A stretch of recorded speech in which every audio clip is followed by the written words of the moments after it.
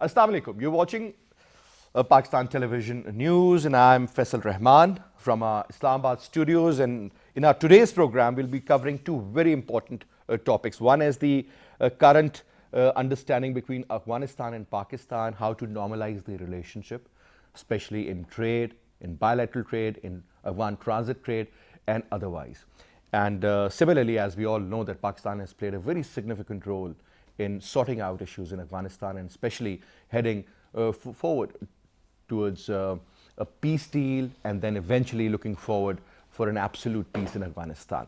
Now, that is a very long, lengthy, and complex procedure and proposal at the same time. But I think a lot has been done, a lot more still needs to be done, and eventually leading to a proper settlement in Afghanistan. The second, again, topic is very important, related to the South Asia, and that is about the current standoff between the Chinese and the Indians. And if you look at the Indian media, it seems that the war is inevitable and it could happen any day. All it needs that who is going to fire the first bullet. And the Indians, they have in fact reinforced the border. They have had more military there now. The Air Force is engaged, and again they're buying the military hardware from left, right, and center, whether you talk about Israel or you talk about France, other European countries, USA for that matter, and so on and so forth. So where will that lead? Because South Asia has been in turmoil for a very long time. So we'll be covering these two very important topics, and to talk about this, we have with us in our studio on my right is Air Vice Marshal retired Faiz Amir Saab, who's a senior analyst, former Vice Chancellor of the Air University. Thank you very much, AVM Saab, for your presence. And we have with us Shaukat Paracha, again needs no introduction, is a senior journalist, senior anchor person, and a senior analyst as well. Thank you very much, Paracha Saab. And over the Skype, we'll be talking to Qamar Cheema Saab, who's a foreign affairs expert. Cheema Saab, thank you very much for your participation as well. Thank you. Now, AVM Saab, first of all, let's start off from the first topic, and that is about the Pak-Afghanistan meeting under APA-PPS. Now, again, the second part is Pakistan-Afghanistan to address common challenges. There are a lot of common challenges. I think Afghanistan and Pakistan has a common enemy, but unfortunately, the Afghan government is not realizing, and I'm talking about the presence of the Indians there. They have played the role of spoilers early. They are even trying to sabotage the current peace process. Even Gulbuddin Hekmatyar, he's also shown his concern regarding the Indians. Our foreign minister, Shah Mahmood Qureshi, has also issued a statement. Let's start off from that point, sir. Your take. Faisal, Pakistan and Afghanistan have been talking on a number of forums about Afghanistan and about the peace process. And that includes, if you recall, the quadrilateral discussions between the Afghanistan, Pakistan, China, and USA. Then there's been SCO forum negotiations, and then there has been a Moscow format, and then the 6 countries format. So there has been a lot of forums in the last about a decade or so that both these countries have been talking about Afghanistan and about peace in Afghanistan. And Pakistan has made it a point that it attended all the forums that were made by various powers to discuss peace in Afghanistan. So Pakistan has made all diplomatic and other political efforts to support the peace process in Afghanistan. Now, what does this particular meeting signifies? The APA-PPS is Afghan-Pakistan Action Plan on peace and solidarity. So this is the first forum that addresses the mutual issues between Afghanistan and Pakistan. The earlier forums have been discussing the peace process, but this is the first forum that was formed probably last June. They met first, and they decided to have 5 groups. So primarily, you can say that this is the next phase of the peace process. You can say this is a confidence building measures between the two neighbors, and probably foreseeing an eventual agreement, and how would Pakistan contribute, and how would the relationship between the two countries go. So they have an economic group, they have a political diplomatic group, they have a military group, and they also have a refugees group, and they also have a intelligence sharing group. So there are 5 groups that were formed under the APAPs, and they have met for the second time now in Kabul. Now, the significant, I think the most important thing that one should expect and one desires is that both the countries and their diplomats are able to remove that mistrust that has prevailed over the years, that has marred the progress of any progress in the relationship. That mistrust must be looted, and this is probably a confidence building measure to remove that mistrust. If you look at our failures, and I would say one of our major failure is that Pakistan has not been able to highlight the help assistance that it has given to Afghanistan over the years. I was just reading an article today, it reaches about $1 billion. It matches what India has done in Afghanistan. But sir, at the same time, if you remember, Pakistan offered $500 million. I'm not sure exactly the date, but a few years ago. Pakistan has built, and they refused to take that money from Pakistan. No, Pakistan has built 3 hospitals in Afghanistan. One is 200-bedded hospital, Jinnah Hospital. One is 80-bedded kidney hospital, and then yet another hospital that Pakistan has built. Pakistan has given 4,000 scholarships to Afghan students, and they are studying all over Pakistan. And at the top institutions in Pakistan, those who qualified, they are studying here. So Pakistan has done not only in the health sector, but in the infrastructure also. Pakistan has helped build roads and connect Afghanistan internally and with Pakistan on the Afghanistan side. So what I mean is that probably these goodwill gestures have been suppressed in Afghanistan press to highlight the Indian view or Indian contribution, whereas our contribution is not only on the assistance side, but also in the Afghan transit trade side that we have been assisting, and the food supplies and everything that Pakistan has been doing. I think Pakistan needs a very reasonable campaign or awareness campaign in Afghanistan to tell the people of Afghanistan that all along Pakistan has been contributing towards the well-being and prosperity of Afghanistan, and that is what will remain the aim of Pakistan in future as well. All right, I mean, Pakistan has good intentions, and as they say, Paracha Saab, that peace in Afghanistan means peace in the region, and especially I think the most affected country would be Pakistan if this current scenario continues next to our border. Now, looking at the current situation, sir, the role of the spoilers, that is also very important. I would like you to talk about obviously what AVM Saab was saying. I want you to continue with that, but also throw light on the aspect of the spoilers, because this has been repeatedly done before also. Whenever they were close to negotiation or for that matter, for anything positive that could have led to some sort of a solution, was sabotaged by the Indians. This time also it seems that a lot has been done, but still we cannot rule out the presence of the Indians out there to do something wrong. Thank you very much. I think today when we are talking about Afghanistan or peace inside Afghanistan or the bilateral relations at different fora, including this Afghan-Pakistan action plan for peace and solidarity, PAPS, if we have been talking 6 months back, would have been a different scenario. But today is a different, because of the agreement between US and Taliban forces, Afghan Taliban forces, is entirely a different scenario, and the change will be unfolding with the passage of time. You know, there is no doubt that Pakistan has been warning not only the Afghan Taliban but Afghan government as well, you know, and the US administration as well, that certain forces in the region and maybe beyond the region, they do not want an enduring peace inside Afghanistan. However, it's not only that Pakistan is curious or Pakistan is worried about, but whatever the mechanisms are at different level. Never forget, these Taliban traveled to Moscow. They had their parlays over there. These Taliban, they have even traveled to Indonesia, you know. Mullah Abdul Ghani brother was over there, you know. They are making inroads, and they were also here, you know. Last week, full delegation of Taliban the Foreign was Office. here.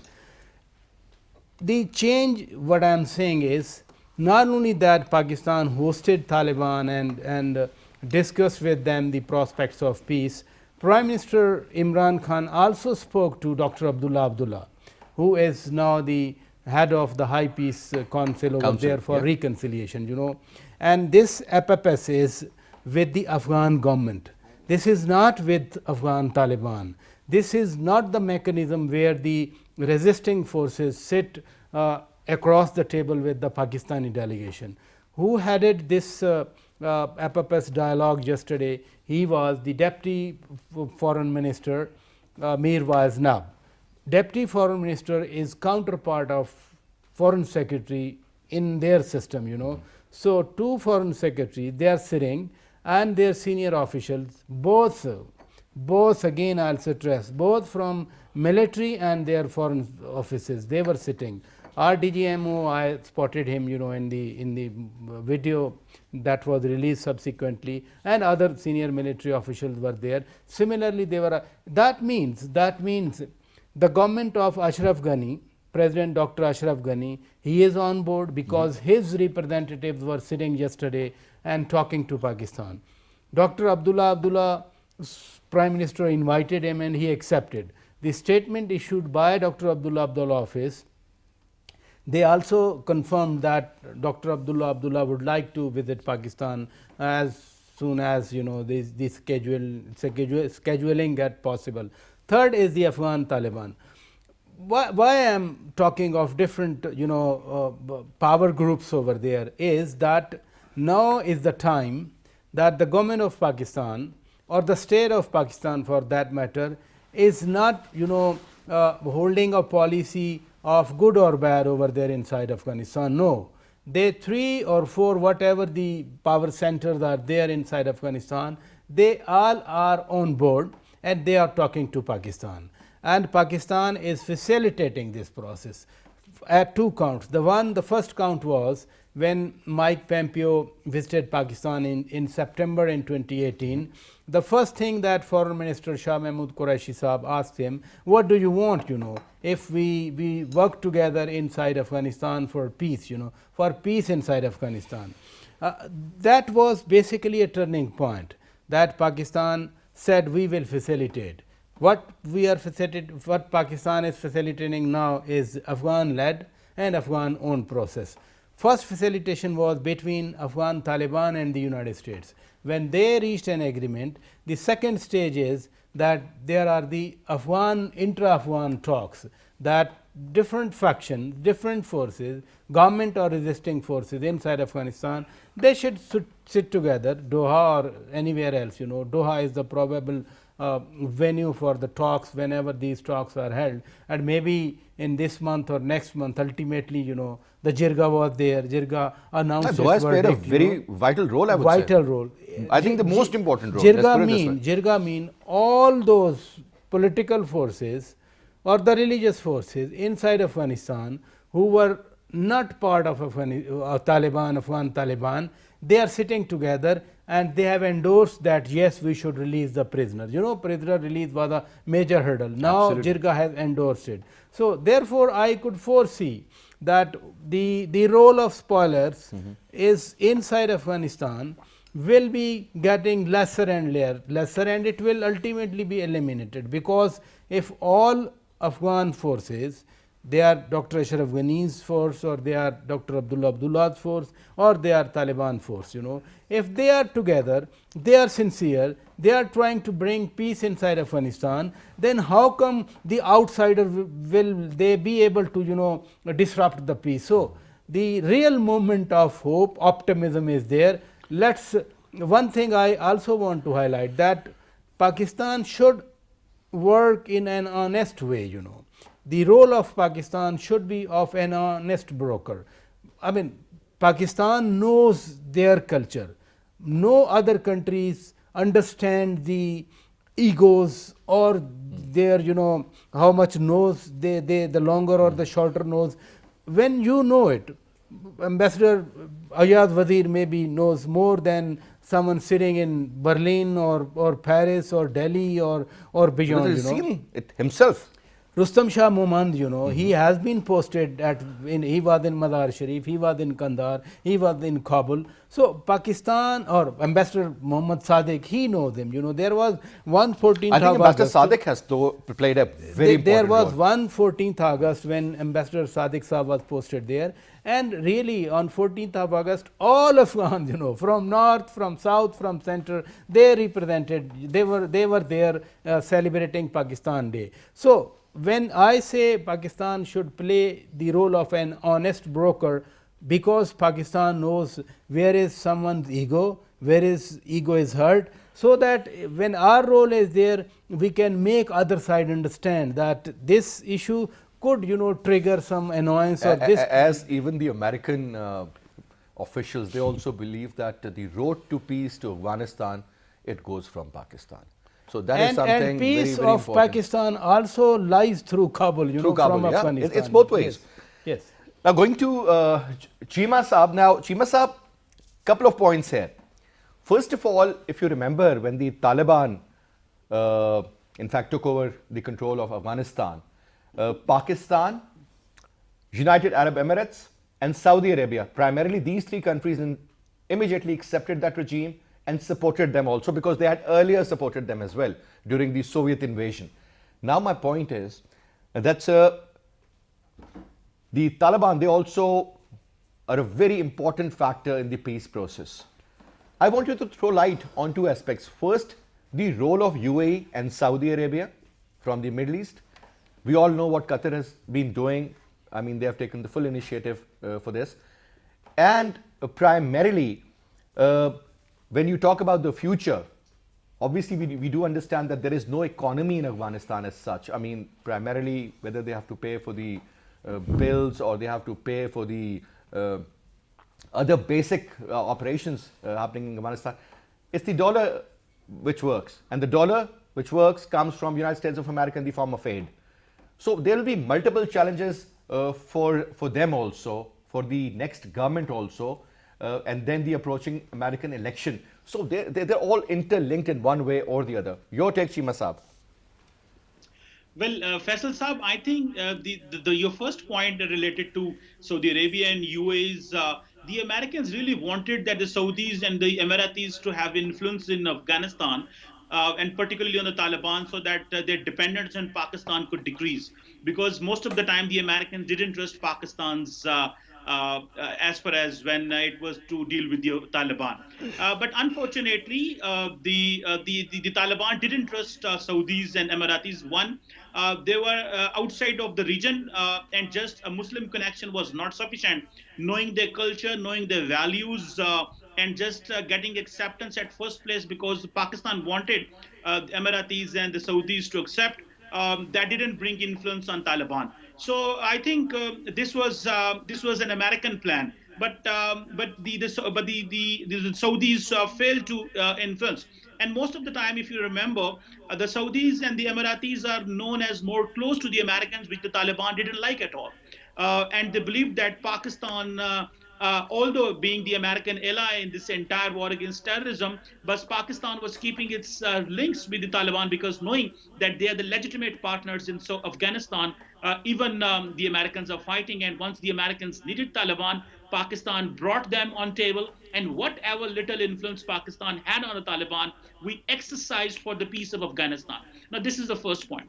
The second point, Faisal Saab, is about the economy. I was just looking the dawn, I think, of today or yesterday, that the Afghans are selling opium openly. That is the situation of economy, because of the coronavirus, every country has affected. The GDP is going in minus, and the country like Afghanistan, which is not deeply integrated with the other economies, and being a landlocked country, Afghanistan is dependent on Pakistan for its business, for economy, for its daily job, for the people. So I think there are a couple of things which I want to mention here. Definitely, in this APPS economy is definitely part of, and we need to give importance to it. But I think at the same time, we have a problem in Afghanistan, and that is of trust deficit. And you remember that this APA-PPS has been held after 1 year. It was last time it was conducted in June 2019, but because of elections and because of COVID-19, we couldn't have a dialogue with Afghanistan. So I think we need to have people-to-people contact more. Ambassador Sadiq is in Afghanistan, which is Prime Minister's special representative, and he enjoys that leverage being a former ambassador to Kabul. So I think we have five modules or five frameworks in this APA-PPS, but I think the sixth framework which we need to add is of people to people contact, because you know how much closely we are linked with Afghanistan. The people of Pakistan and Afghanistan are linked in economy, in relationship, in families. So I think we need to win Afghanistan, where the Indians are putting a lot of influence, and whatever in strategic investments Pakistan has done in Afghanistan, they are not paying us the way they should pay. And Afghan people need to understand that what Pakistan is doing for bringing peace, either it is in the term of strategic sense, or either it is in term of non-traditional security, that is the economy. So in my understanding, Afghanistan definitely understands and Pakistan's significance. The Taliban know this, but this is a very big game, and in this big game, Pakistan is doing all what we can do to bring peace, and the Americans understand our importance. And so far, from President Trump to Zalmay Khalilzad, everybody is appreciating Pakistan's civil military leadership for this. I think that's a very good stance, and the effort. I think all the quarters from Pakistan, they're on the same page, and they're all making sure that the effort should be very, very fruitful this time. And let's hope and pray that things do get settled out there as well. We'll just take a short break here, Ji. After the break, we will return, and we'll be talking about the China-India border clash and the standoff.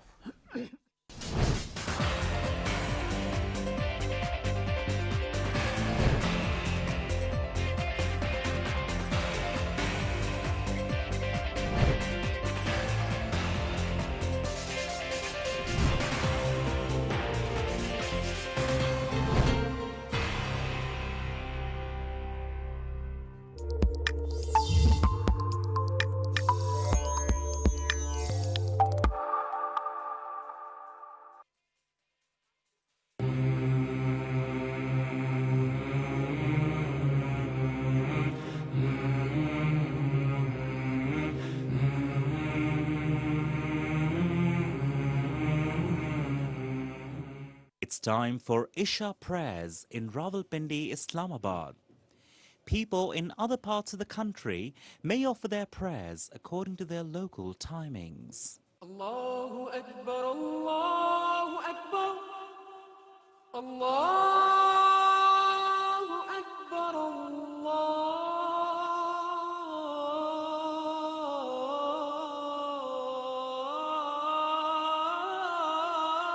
Akbar. Ashhadu an la ilaha illallah.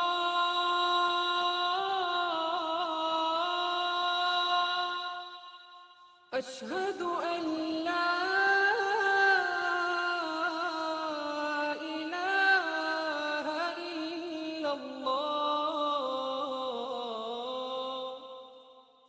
أشهد أن محمد رسول الله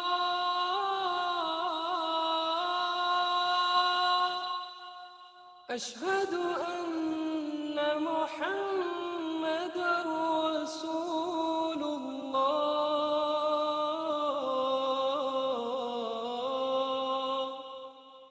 حي على الصلاة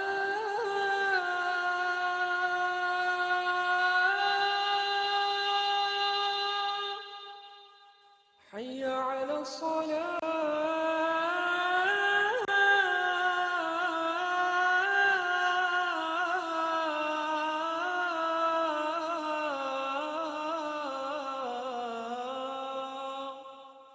حي على الفلاح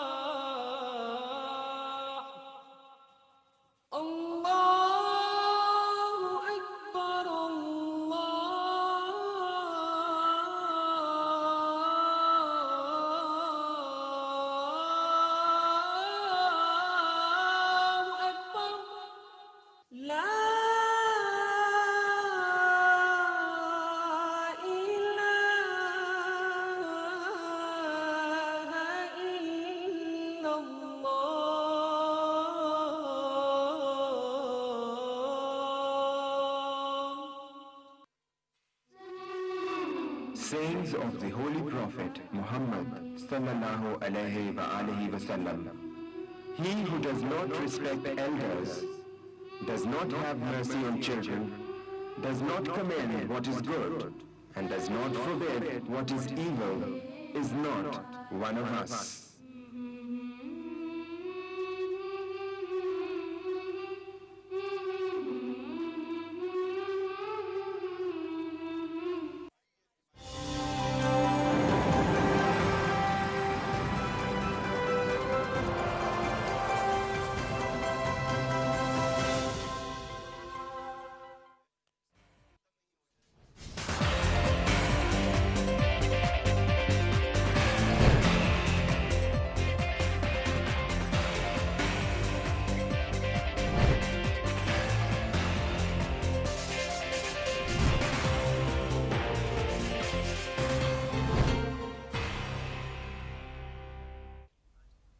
Welcome back.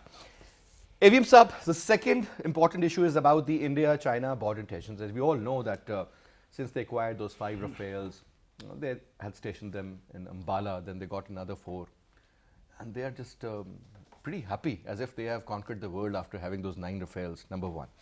Secondly, sir, they have gathered a lot of troops on the border all along the LAC, the line of actual control. So primarily, it seems that there is a very high probability of a clash between the two forces. The Chinese, they have their own mindset, they have their own plan, they have their own agenda. Indians, they seem to be pretty confused at the moment, sir. And when you talk about the kind of media statements or people sitting on in various television programs, I mean, they present a picture as if it's an absolute fault of the Chinese and the Indians are at the losing end, and the analysts, they believe that yes, now India is going to fight on 2.5 fronts just in case of a war.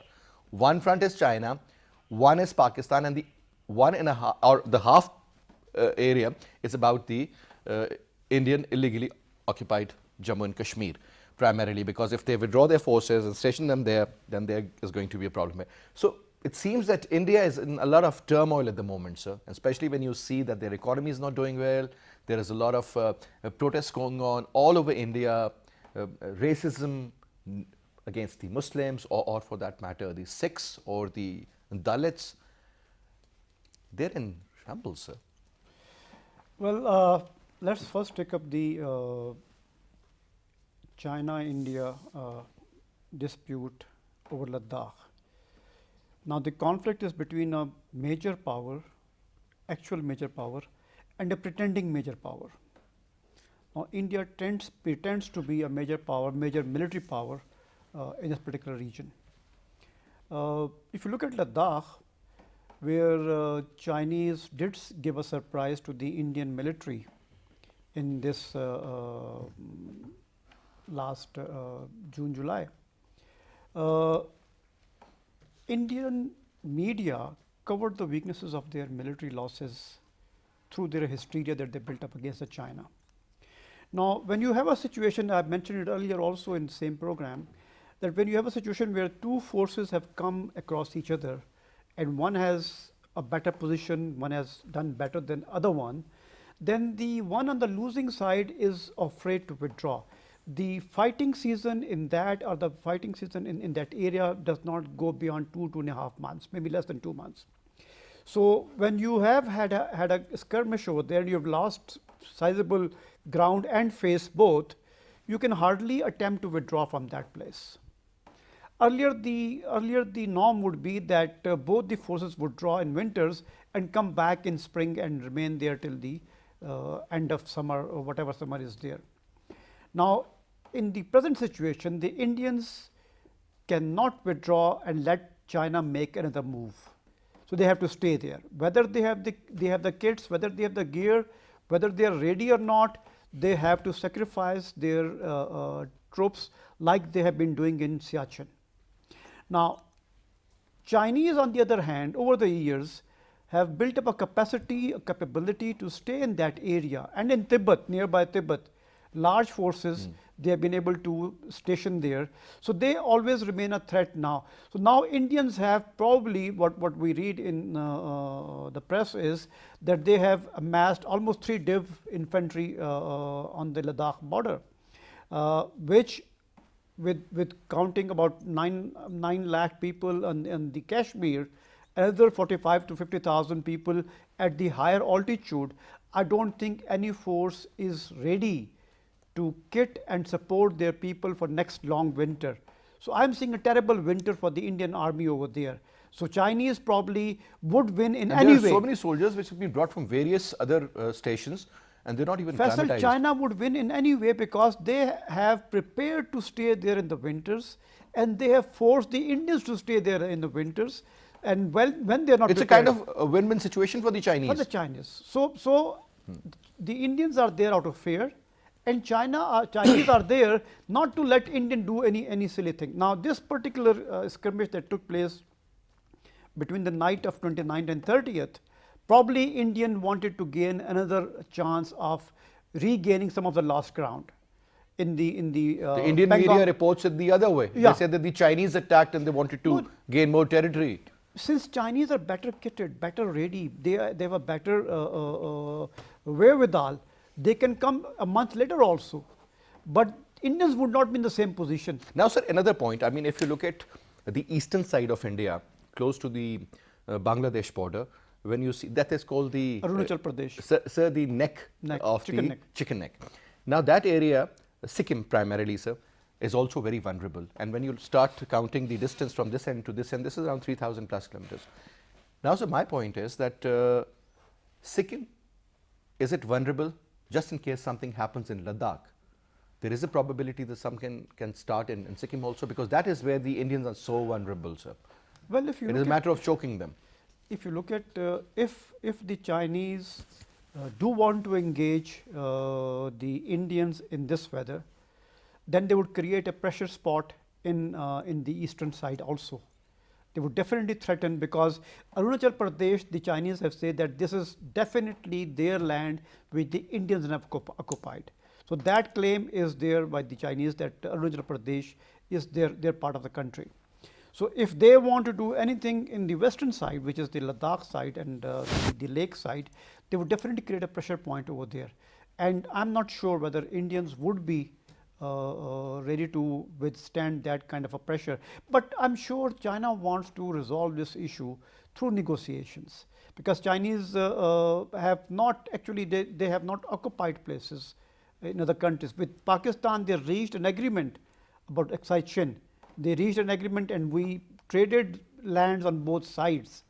They wanted to do the same thing with Indians, but Indians have not probably forgotten the losses they suffered in 1962, and they still want to regain that phase that they lost then. Are they in a position to do so? They can at least pretend. They can at least pretend. That's what I'm saying. There's a pretending major power that it does not have the neither Looking does at it. these statements coming from their defense You see, a country which- officials, I mean, as if, you know, a they're pretty country okay which a country which jumps receiving 5 Rafale, what kind of military power would it have? What kind of military confidence would it have? They feel buoyed by receiving 5 Rafales. But China produces a 5th generation aircraft. So China is a real major power, while the Indians are a major power built up by their media and by the hype of their political leaders. But still, sir, when the Indians are And buying look at their economy. the equipment, yeah, I do And look at understand, the sir, economy. Their economy shrunk by 24% in the last quarter. but exactly, sir. Pracha Sahab, obviously the Indians, when you look at the region, the American allies, whether in the form of Philippines, Korea, Vietnam, Taiwan, Japan, Australia, India, this regions are complete. Primarily the South China Sea issue, the standoff in Ladakh. Don't you think there seems to be a larger plan to contain China, to use India? If you remember when Donald Trump took charge, he said, well, we use India against Pakistan. So he couldn't do that. But maybe the other idea, which was about the Chinese, initially to put sanctions on them or to have a trade war with them, leading to a Cold War, I would say, and then assuring India in one way or the other, sending their three of their major aircraft carriers in the region. So a lot is happening. Don't you think that the Indians have a backup of the Americans? This is what the general people talk about, sir.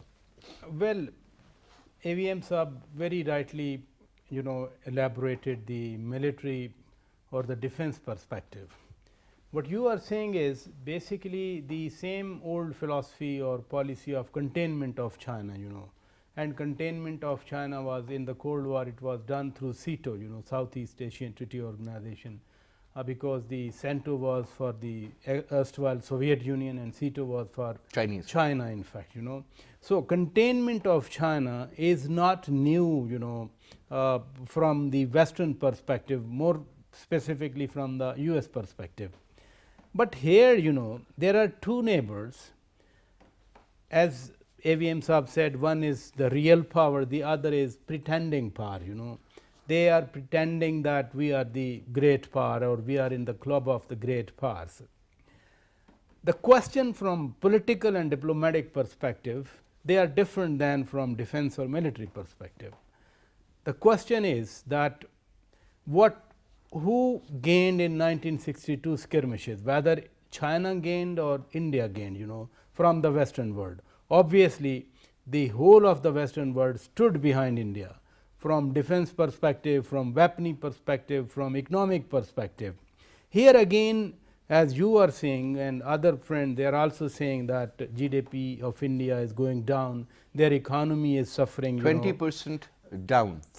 Down, you see. In the last month. Yeah. So, in that scenario, any person, any leader, of that particular country must be worried about attracting foreign power to boost, economy or defense, 5 Rafale plane fighters from France and others, If this could be the thinking, then the night where 20 odd Indian soldiers were killed, not by firing, but by, sticks and scuffle, and still Modi did not react, Should we think that even in one of his statements, he said that the Chinese have not even gained an inch. Exactly. Should we think that, or should not we think that this is a good case that Indians are presenting to the enemies of China that look, China is an aggressor, China is killing our people, soldier,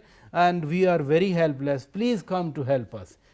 Should not we think about it, like this? Secondly, when you calculated, 2.5, I should say 3, also add Nepal, because you really think so? Nepal is a part of it? Oh, come up, Nepal has come up with tremendous courage. They have floated a new map, included 3 districts in their map, and never forget there has been a great breakthrough, great breakthrough, and that has been Nepal, China, Pakistan and Afghanistan. They are holding a ministerial meeting, and they are, although they talked about COVID-19, but they also talked about connectivity. I mean, isolating India and connecting Afghanistan, Pakistan, from that side, China and Nepal through Tibet, etc. If Nepal, with the help of Pakistan, China and primarily Pakistan and China, or more precisely by the help of China, if Nepal can remove the crutches of India, because it is a landlocked country and all supplies are through India, and if it has a big connection through China, so who will be the loser and who will be gaining? And this must be an eye opener for Indian. So, the third aspect of it is that it was India which started preparation in the doctrine, Gold Star doctrine, that there will be a 2-pronged war, one with Pakistan simultaneously with China.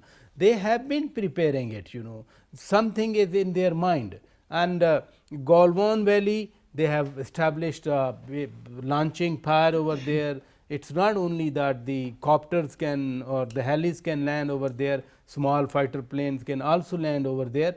This preparation they have done to have a 2-pronged war, 2-front war with China and Pakistan, maybe theoretical doctrine, but to woo the West, I think this could be their best strategy. whether the West is trapped or China can outsmart them, and China is outsmarting at the moment. From diplomatic perspective, what Wang But Yi, my point is, Parachasa, when you talk about this area, Golan Valley and all, the mountains, the river and the road they are building, primarily Siachen Glacier, that is a very important just 8-10 kilometers from, exactly. yeah. And Chinese are well in a position to check their supplies at any moment. That's the whole do issue. you think the Indians would let it happen, sir? And obviously, sir, a country which has such a huge military, we cannot undermine our enemy. So it means, so if I carry forward your argument, then war is imminent over there. Then why in Pakistan there is euphoria that Modi just withdrew from everything? I mean, somehow they have to respond to their people, and their media has been asking this question and very loud questions. I mean, we spoke less. We should have spoken more even, because if CPAC is just 8 kilometers from the Galwan, Galwan airstrip, and their whole built up, we should have been worried. But what I was saying, that China has oversmarted them, because Afghanistan and some agreements with Iran and supporting Nepal. India wanted to isolate China, but now it appears that China is succeeding in isolating India. It's a very dangerous situation, but at the same time, it's very interesting situation that the old myth of Nepal under the influence of China, of India, Bhutan, Bangladesh, Afghanistan, we have seen $5 billion investment inside Afghanistan, and now US Taliban agreement has broken all such hypotheses or the edifice on All which right. Indians wanted to stay in Afghanistan. The game is now changing. The game is changing against India now. The region, where they wanted, for example, Chabahar port, a competitive or confrontation with Gwadar, that scenario is getting over.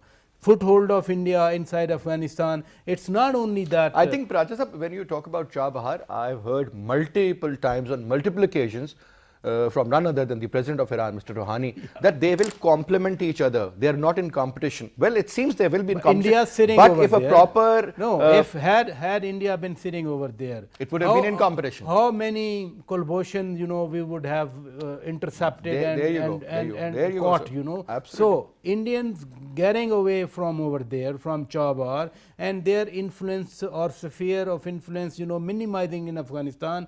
I think these are the dreams, wishful All right. dreams for All right. Pakistan. Let's take it to Chima Saab now. Your take, sir. India-China standoff. Yes, sir. I think this all goes to last year when on August 5, when Prime Minister Modi was showing his muscular nationalism, and he believed that whatever constitutional changes he will have, the Pakistanis won't speak, the Chinese won't speak. But if you remember, in last November, India's cartography department basically published the new map of Ladakh and Jammu and Kashmir, and the Chinese have been following this, and this Indian claim of annexation, they put it in on their side. So I think what matters is the Chinese understand that Prime Minister Modi's image is growing very big in India, in the region. And the way Modi is trying to project its image, and the way BJP is putting a lot of money in image building of Modi, the Chinese want to cut it to size. Chinese really want to damage his image, what I believe. And what is happening right now, I think the Chinese have their own claim that we are in our own territory. The Indians believe we are in our own territory. But the Indian intelligence, which has given to the Prime Minister Modi that 1,000 square kilometer territory has been taken away by Chinese, and the Chinese are still saying that we will not let this territorial aggression to happen, and we will not let the India to take over our territory. So it means that both the positions of India and China are tough, and Prime Minister Modi is silent. He doesn't want to give a tough message to China because his own GDP growth rate is minus 23.9. Just today, the papers were showing the dependence on China is huge, some $85 billion import. And China has nothing to worry, sir, because China is just doing 2% of its global trade with India. So I think the Chinese understand, and then the chessboard for the Chinese is very bigger. As Air Vice Marshal was saying that just imported the 5 Rafale, it is not going to give to the confidence. The Chinese terrain of war is different. Chinese are going on cyber, satellite. Chinese will go for cyber and satellite attacks. And they All will right. use all the kinetic and non-kinetic means. The Indians will never understand what is happening with them. So I believe that it's a big struggle with the Indians want to have, but Prime Minister Modi wants to win all this war on sitting from the TV studio warriors. And one last point which I want to say is that Please. the CDS Bipin Rawat, which is known as Prime Minister Modi's own man, who is doing everything to make him win elections even in 2019. There is a severe criticism that CDS Bipin Rawat is not that professional to deal with the strategic challenges India is facing, particularly China. He's good. He may be good for Pakistan or dealing at the LOC, but he's not. It's a different ball game with the Chinese. Thank you very much, Cheema Saab, for your comments, and that was pretty interesting to know that when you talk about dealing with China, it's a different story. Dealing with Pakistan, maybe he could be an expert in that. But I think the vulnerabilities of the Indians, they are too much as well. When you talk about the Indians and the Chinese on the LA Sea. Anyway, Cheema Saab, it was a pleasure having you. Thank you very much, AVM Saab, for your presence. And Cheema Praj Saab, it's always a pleasure to have you too, sir. That's all we have for this, Saab. I'll see you tomorrow, inshallah, at 8. Till then, you take good care.